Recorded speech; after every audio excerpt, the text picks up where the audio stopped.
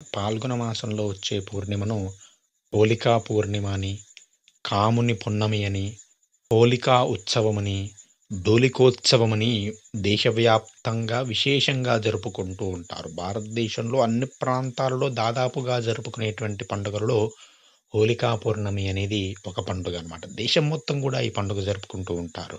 దీని గురించి పురాణాల్లో అనేకమైనటువంటి కథలు ఉన్నాయి. ఒక్కొక్క పురాణంలో ఒక్కొక్క విధంగా చెప్పడం జరిగినది. ఇది సత్యయుగం నాటి నుండి కూడా జరుపుకున్నట్లుగా మనకు పురాణాల ద్వారా తెలుస్తూ ఉన్నది. ఫాల్గుణ మాసంలో అంటే ఉత్తరా ఫల్గుని లేదా పూర్వా ఫల్గుని నక్షత్రంలో చంద్రుడు ఉన్నప్పుడు వచ్చే మాసమును ఫాల్గుణ మాసము అంటారు. కాబట్టి దీన్ని ఫాల్గుణ పౌర్ణమి అంటారు. ఈ ఫాల్గుణ పౌర్ణమి రోజుననే నరసింహస్వామి అవతారంలో హిరణ్యకశిపుడిని సంహరించాడు అని మనకు పురాణాల ద్వారా తెలుస్తూ ఉంది. అందుకే మనం గమనించినట్లయితే ఈ ఫాల్గుణ మాసంలోనే తెలంగాణ వైకుంఠమైనటువంటి యాదాద్రి బ్రహ్మోత్సవాలు, యాదాద్రీశుని కళ్యాణము, ఫాల్గుణ పౌర్ణమి రోజు అనేక నరసింహ ఆలయాలలో లక్ష్మీ నరసింహస్వామి వారి కళ్యాణాలు విశేషంగా జరుపుతూ ఉంటాము. ఈ పాల్గొన పౌర్ణమి రోజునే హిరణ్యకశిపుడిని సంహరించారు అని మనకు కొన్ని గ్రంథాలలో చెప్పడం జరుగుతున్నది. అదేవిధంగా రాక్షసరాజు హిరణ్యకశిపుడి యొక్క కుమారుడు ప్రహ్లాదుడు ఎప్పుడూ కూడా విష్ణుమూర్తిని స్మరిస్తూ ఉండేవాడు. అది హిరణ్యకశిపుడికి నచ్చదు. ఆయన విష్ణుద్వేషి. దీంతో ఆ ప్రహ్లాదుడిని మట్టు పెట్టాలి అని నిర్ణయించుకున్నాడు. ఎంత చెప్పినా వినుడు ఆ ప్రహ్లాదుడు. ఇదంతా కూడా మీకు తెలిసే ఉంటుంది కదా. నారసింహ ఉపాఖ్యానంగా చెప్పుకుందాం. ముందు చెప్పుకుందాం. దీంతో ఆ ప్రహ్లాదుణ్ణి అంతం చేయాలి అని అనేక మంది భటులను ఎన్నో విధాలుగా హింసిస్తాడు. ఆ ప్రహ్లాదుని భటులను పురమాయించి ప్రహ్లాదుని హింసిస్తూ ఉంటాడు. ఏం చేసినా కూడా నారాయణ నామాన్ని అనవరతము కూడా స్మరిస్తూ ఆ నామ మహిమ చేత వాటన్నిటి నుంచి కూడా బయటపడతాడు ప్రహ్లాదుడు. దీంతో ఆయన అతని సోదరి అయినటువంటి హోలికను పిలుస్తాడు. ఆమెకు ఉన్న శక్తితో ప్రహ్లాదుని మంటలో ఆహుతి చేయాలి అని హిరణ్యకశిపుడు ఆ హోలికను కోరతాడు. దీంతో ఆమె ప్రహ్లాదుడిని తన ఒడిలో కూర్చోపెట్టుకొని మంటల్లో దూకుతుంది.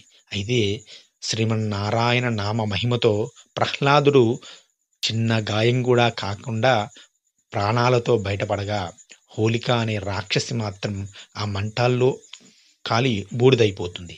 ఈ హోలిక దహనమైన రోజుని హోలికా పూర్ణమి అని పిలుస్తారనే ప్రచారం కొన్ని చోట్ల చెప్పడం జరిగినది. అందుకే కొన్ని ప్రాంతాల్లో ఈ రాత్రి వేళ హోలికా దహనం చేస్తారు. అంతేకాదు పూర్వం హోలిక అనేటువంటి రాక్షసి చిన్న పిల్లలను పట్టి పీడించేదని, కాబట్టి ఆమెను ఈ రోజున సంహరించారు కాబట్టి హోలికా పౌర్ణమి చేస్తారని మరికొన్ని పురాణాల్లో చెప్పడం జరిగినది. ఈ పురాణంలో ఈ విధంగా చెప్పడం జరిగినది. ఆ పురాణంలో అలా చెప్పడం జరిగినది. అలా ఎందుకు చెప్పారంటే ఇప్పటికి 27 యుగాలు గడిచాయి. ఒక్కొక్క యుగంలో ఒక్కొక్క విధంగా కథ నడిచి ఉంటుందన్నమాట. ప్రతి యుగంలోనూ ఒకే విధంగా ఉండదు కదా. కాబట్టి మనం అది గమనించాలి. అన్నీ సత్యమే. అంటే అది తప్పు, ఇది సత్యము అని కాదు. అన్నీ సత్యమే. ఒక్కొక్క యుగంలో ఒక్కొక్క విధంగా కథ ఉండడం జరుగుతుందన్నమాట. ప్రతి యుగంలో ప్రతిసారి కలియుగం వస్తుంది. ఇప్పటికి 27 కలియుగాలు గడిచాయి. ఇది 27వ కలియుగం. అలాగా మనం గుర్తుపెట్టుకోవాలన్నమాట. అదేవిధంగా దీన్ని డోలికోత్సవం పేరుతో కూడా జరుపుతూ ఉంటారు. ఈ రోజుడు శ్రీకృష్ణుడు గోపికలతో కలిసి బృందావనంలో ఆ నాట్యము చేసినట్లుగా, పువ్వులతో, రంగులతో ఉత్సవాన్ని జరుపుకున్నట్లుగా వాళ్ళు భావిస్తారనమాట. ఆ రాసలీల ఘట్టము పాల్గొన పౌర్ణమి రోజునే జరిగినది అని కొన్ని చోట్ల చెప్పడం జరిగినది. అందుకే దానికి గుర్తుగా రంగులను, పూలను చల్లుకోవడం, తద్వారా ప్రేమ సౌభాగ్యాలు వెల్లివిరుస్తాయి అని అనేక మంది నమ్ముతూ ఉంటారు. కొన్ని చోట్ల, కొన్ని కథల్లో మాత్రం ఈరోజు శ్రీకృష్ణ భగవానుడిని ఉయ్యాలలో వేశారు అని, అందుకే డోలోత్సవంగా జరుపుతూ ఉంటారు. శ్రీకృష్ణ భగవానుడు జన్మించిన తర్వాత బారసాల జరిపినది పాల్గొన పౌర్ణమి రోజునే కాబట్టి ఈరోజు డోలోత్సవం అనేది విశేషంగా జరుపుతూ ఉంటారు. అదేవిధంగా కృతయుగంలో రఘునాథుడు అనే సూర్యవంశ మహారాజు ఉండేవాడు. వారంతా అదే నేను చెప్పాను కదా ఇందాక. ఓ రోజు ప్రజలంతా వచ్చి హోలిక అనే రాక్షసి తమ పిల్లలను బాధిస్తోందని మొరపెట్టుకుంటారు. ఆ సమయంలో అక్కడే ఉన్న నారద మహర్షి ఏటా పాల్గొన పౌర్ణమి రోజున ఈ హోలికను పూజిస్తే బాధలు తొలగిపోతాయని తెలుపుతాడు. ఇందాక చెప్పిందేమో ఒక యుగంలోని కథ. ఇది ఇంకొక దగ్గర ఉంటుందన్నమాట.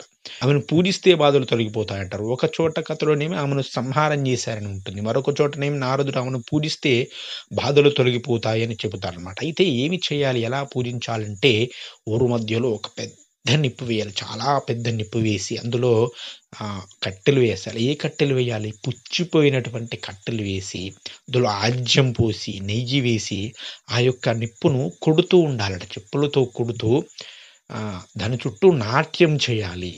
నాట్యం చేయాలి. నాట్యం చేస్తూ పాటలు పాడాలి. పాటలు పాడుతూ తిట్లు తిట్టాలి అట. ఆ హోలిక అనేటువంటి రాక్షసిని తిట్లు తిడితే మనలో ఉన్నటువంటి దోషములన్నీ పోతాయి. ఎందుకంటే మనం ఎవరి యందో ద్వేషాన్ని కలిగి ఉంటాం కదా! ఆ ద్వేషాన్నంతా కూడా ఆ నిప్పుల్లో భస్మము చేయాలి. తద్వారా మానసిక శుద్ధి చేసుకోవడం అనేది ఈ పండుగలోని ఒకానొక ప్రధాన ఉద్దేశ్యము అని ప్రధానంగా చెబుతూ ఉంటారు. అదే కామదహనము అంటారు గదా! కామదహనం చేయడం కోసం నిప్పు వేస్తారు కదా! ఆ నిప్పు చుట్టూ కూడా ప్రదక్షిణ చేస్తూ ఒక పాటలు పాడుతూ మన మనస్సులో ఉన్నటువంటి భావాలన్నీ కూడా బయటికి చెప్పుకోవాలన్నమాట. వారి యొక్క పేరు చెప్పి ఆ ద్వేష భావాలన్నీ కూడా తొలగించుకునేటువంటి మార్గమును ఈ హోలికా పూర్ణిమ అనేది చెప్పడం జరుగుతున్నది. ఎంత గొప్ప విషయమండి. అదేవిధంగా ఈ కామదహనము అంటే పూర్వం సతీదేవి సతీదేవి అగ్నిలో తనకు తాను దేహత్యాగం చేసిన తర్వాత పరమేశ్వరుడు ఘోర తపస్సుకు వెళ్ళడం జరుగుతున్నది. అదే సమయంలో తారకాసురుడు అనేటువంటి రాక్షసుడు లోకాలని పట్టి పీడిస్తూ ఉంటాడు. అతడిని నుంచి విముక్తి పొందాలంటే పార్వతీ పరమేశ్వరులకు జన్మించినటువంటి పుత్రుడు మాత్రమే అతన్ని సంహరించేలా వాడు వరాన్ని పొందుతాడు. ఎందుకంటే ఈ పరమేశ్వరుడికి తపస్సు నుంచి మేల్కొనడు. ఇక అతనికి వారికి పుత్రుడు పుట్టడు అని వాడి ధైర్యం అనమాట. అందుకే ఆయన తపస్సులో ఉంటాడు. ఆ తపస్సును భగ్నం చేయడం కోసం మన్మధుణ్ణి పురిగొల్పుతారు బ్రహ్మాది దేవతలు. ఆ సమయంలో తపస్సు భగ్నమైనటువంటి పరమశివుడు తన 3వ నేత్రంతో కాముణ్ణి దహనం చేస్తాడు. ఆ కామ దహనము చేసినటువంటి రోజు ఈ ఫాల్గుణ పౌర్ణమి అని మనకు శివమహాపురాణాది గ్రంథములలో చెప్పడం జరిగినది.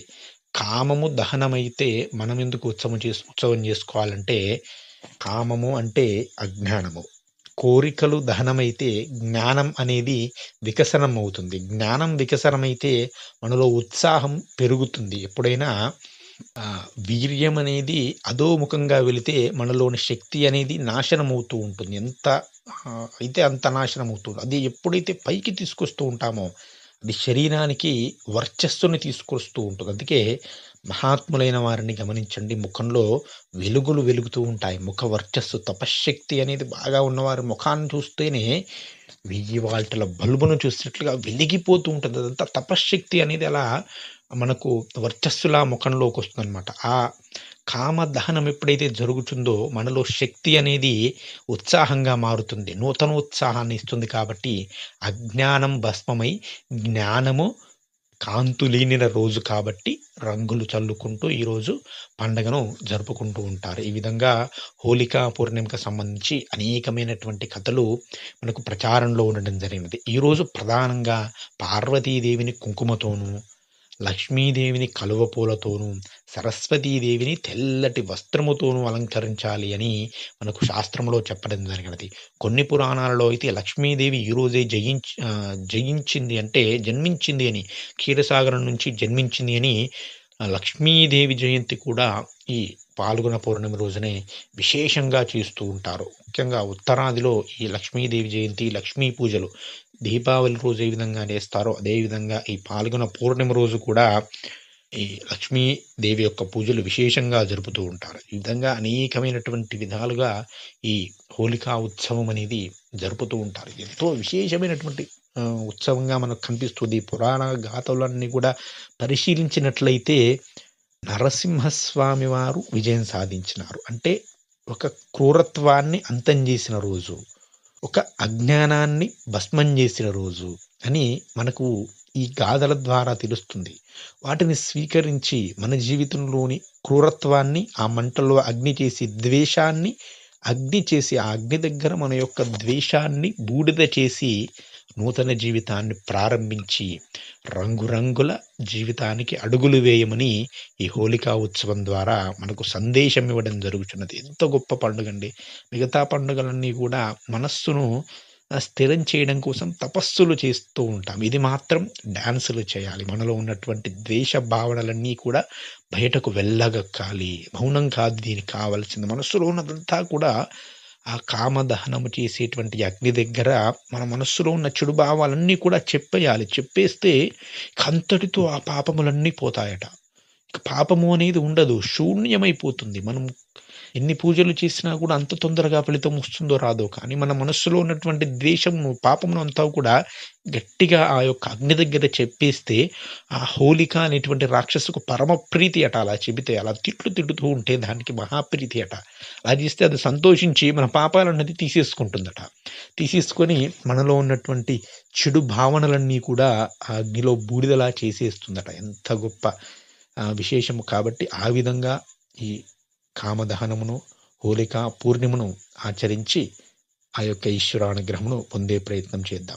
కెమికల్స్ కలిపినటువంటి రంగులు కాకుండా సహజమైనటువంటి రంగులు, పూలు, పుష్పములు వాడి పండగను ఆనందముగా, అపురూపముగా జరుపుకునేటువంటి ప్రయత్నం చేద్దాం. జై శ్రీమన్నారాయణ. శ్రీమాత్రే నమః.